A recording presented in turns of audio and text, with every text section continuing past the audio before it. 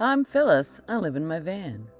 If you stay to the end of the video, you'll see me singing a song to my new buddy, Buddy. Where's my good baby? Is it Buddy? Is Buddy my good baby? What a good baby Buddy is.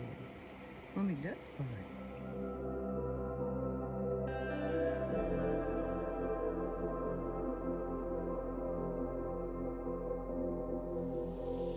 Hello, my tribe. Please welcome the new member of my tribe, Buddy. I don't know if you can see him. Hold on. That's my boy, Buddy. I've been wanting a dog pretty much since I started on the road. I've had dogs for decades. I had a Rottweiler, my beautiful, beautiful Sugar. She was just the best dog in the world. She was a rescue from New Orleans after Katrina, and she weighed 35 pounds when I brought her home. Can you imagine a 35-pound Rottweiler? But it came to the end of the foster period, and no one claimed her, so I kept her because I knew it would happen if I gave her back, because the SPCA took in so many sweet babies from Louisiana that there's no way they could have placed them all.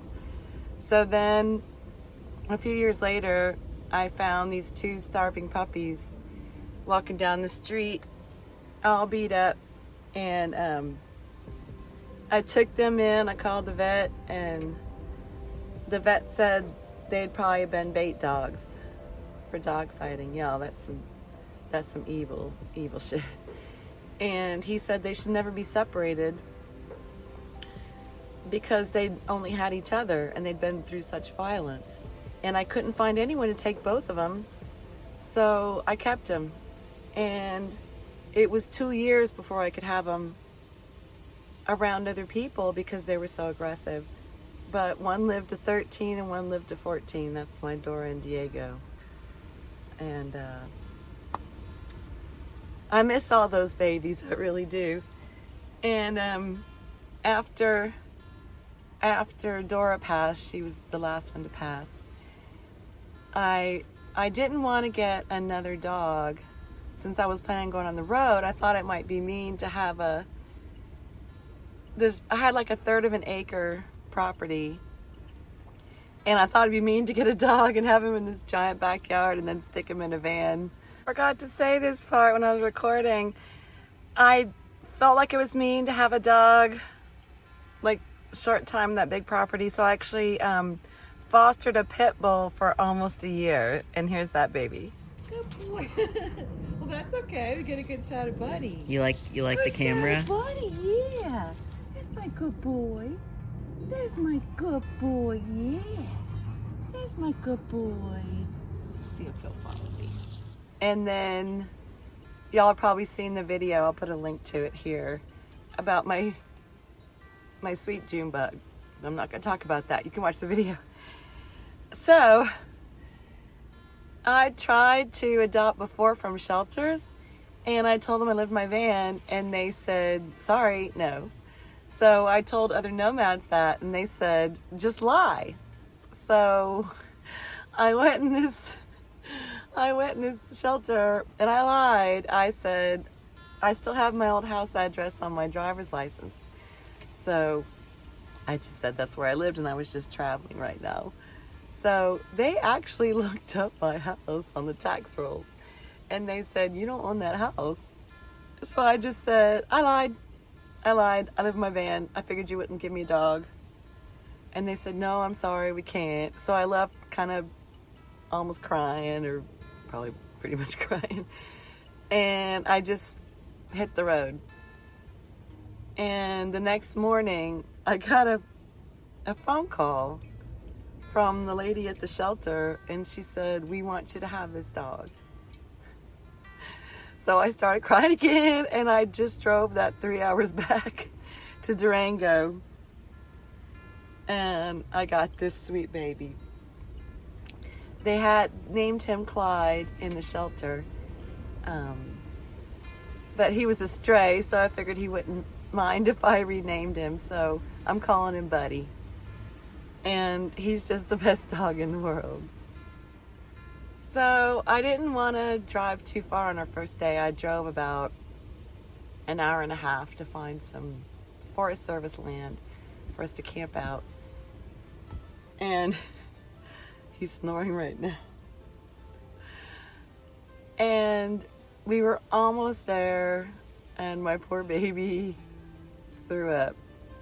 He threw up, and I think he was probably trying to hide it, because he came up in the cab and he stuck his head under the passenger seat and threw up.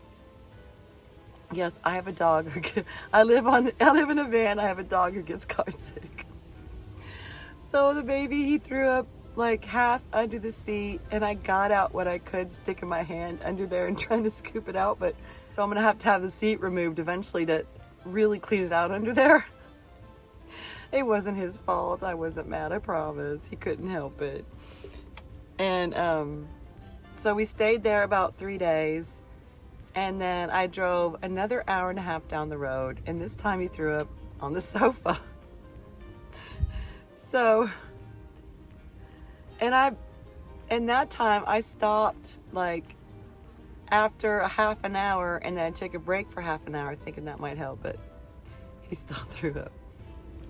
Then I decided to go to an actual campground. So I paid for camping because I was hoping there'd be other people and dogs there so he could have someone to play with. And I want to get him socialized to be around other people and other dogs, because I want to be around other people and other dogs as a nomad.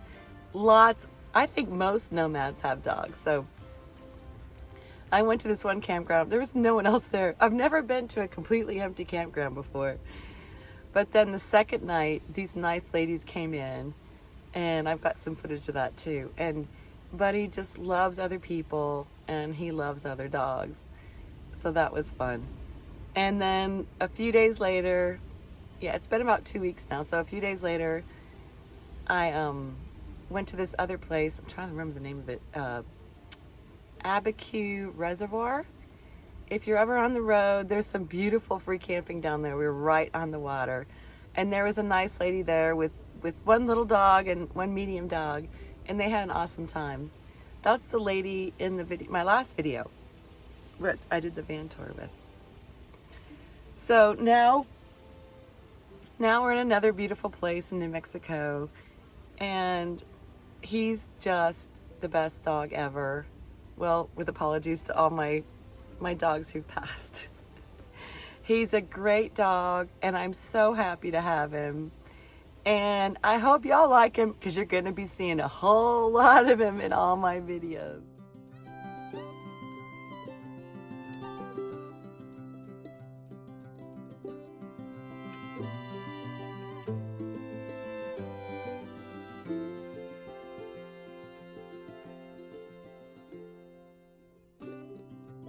Song this time sing without burping. You want to sing a song with me? You don't want to sing a song with me? Yeah. Oh, yeah. This van is your van. This van is my van. From California to the New York Islands. From the Redwood Forest to the Gulf Stream waters. This van was made for you and me. Yeah.